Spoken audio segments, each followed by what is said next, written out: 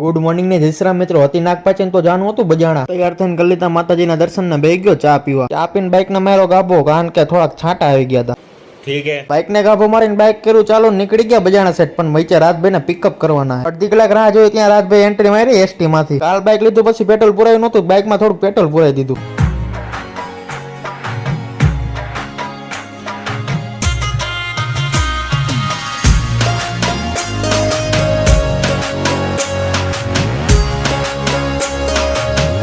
અખાણા પહોંચ્યા, નાના ઓડે હોલ્ડ લઈ લીધો, કારણ કે બાઇક બહુ ગરમ થઈ ગયું હતું. હોલ્ડ પૂરો કરીને બાઇક આવ્યું, ત્યાં છાંટા આવવાનું ચાલુ થઈ ગયું. 1.5 કલાક બાઇક આકીને ફાઇનલી પહોંચી ગયા બજાણિયા પરિવારના નાગ દાદાએ. અંદરે પહોંચીને બાપુ પાસે કરાયો બાઇકમાં ચાંદલો. હાલો, બાઇક નું મુહૂર્ત થઈ ગયું, હવે તમને કરાવું નાગ દાદાના દર્શન.